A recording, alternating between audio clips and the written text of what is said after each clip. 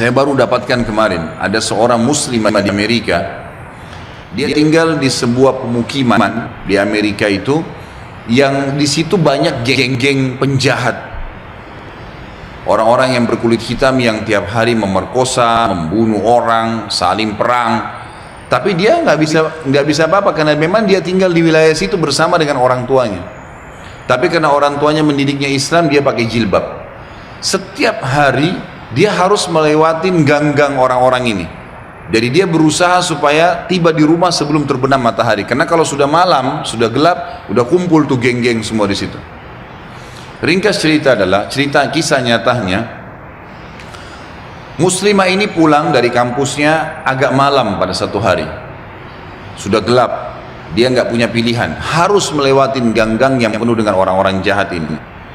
Dia bilang, saya waktu mau lewatin gang itu menuju ke apartemen saya, rumah susun orang tua saya, ada satu perempuan di depan saya, kelihatannya bukan muslimah, tidak tutup aurat, lagi lewat juga di gang situ.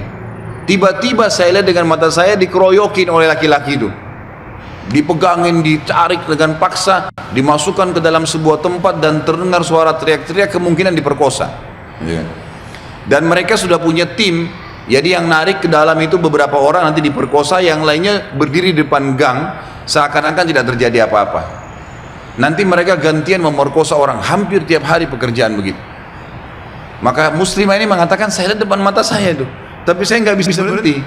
Saya mau kemana? Mau ke kampus sudah tutup, mau ke tempat teman-temannya jauh, rumahnya tinggal beberapa langkah, harus dilewatin. Dia bilang, lalu saya berdoa kepada Allah, ya Allah, sebagaimana aku meyakini kamu ada, kamulah yang telah memerintahkan aku untuk menjaga kehormatanku, jagalah kehormatan ini. Dia bilang, lalu saya bertawakal, jalan aja sudah, apa yang terjadi terjadi, karena nggak ada opsi. Dia bilang, sementara saya lewat di depan mereka, geng-geng ini banyak orangnya, bukan satu dua orang, banyak orang di situ, mungkin lebih daripada 10 orang, tidak satu pun yang mengganggu saya. Nggak satu pun mengganggu saya. Dan waktu saya lewat, mereka pada buang muka. Orang-orang ini pada buang muka. Saya jalan sampai melewatin gang itu. Kebetulan rumah saya, rumah orang tua saya berhadapan dengan kantor polisi. Lalu saya datang kantor polisi itu, lalu saya berkata, tadi ada kejadian begini, ada perempuan diperkosa di sebelah sana. Polisi pun akhirnya menerima laporan tersebut, lalu memeriksa, kena dekat, betul terbukti ditangkap, masih ada perempuan tadi dan memang diperkosa. Akhirnya ditangkap semua di penjahat-penjahat nih. Sementara ditangkap, dia bilang, waktu masuk di kantor polisi, mereka tahu saya yang lapor, saya pakai jilbab ada di situ. Tapi mereka setiap lihat saya pasti buang muka. Kayak orang, bukan buang muka karena marah ya, kayak orang yang ketakutan melihat saya, dia bilang. Sampai masuk di penjara semua. Sudah terungkap masalah itu, dia bilang, saya penasaran. Saya bilang sama polisi setelah itu, bisa nggak saya sebelum pulang, saya mau temuin penjahat-penjahat itu. Kata polisi, silahkan. Datang ke sana, dikawal, dia datang, dia tanya, waktu dia bilang saya masuk ke penjara, semuanya pada tunduk, gak ada yang berani lihat saya. Saya jadi bingung, ada apa sebenarnya, gitu kan? Saya seorang wanita cuma pakai jilbab. Ini penjahat-penjahat terkenal tiap hari perkosa orang, tiap hari bunuh orang, nggak ada yang ditakutin, gitu kan? Maka saya bertanya, saya mau tanya, saya yang ngelaporin kalian, gitu kan?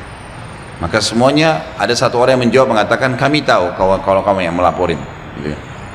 Terus kata si perempuan ini, kalian tidak marah dengan saya? Karena ini nanti ke depannya siapa tahu mereka lepas dendam.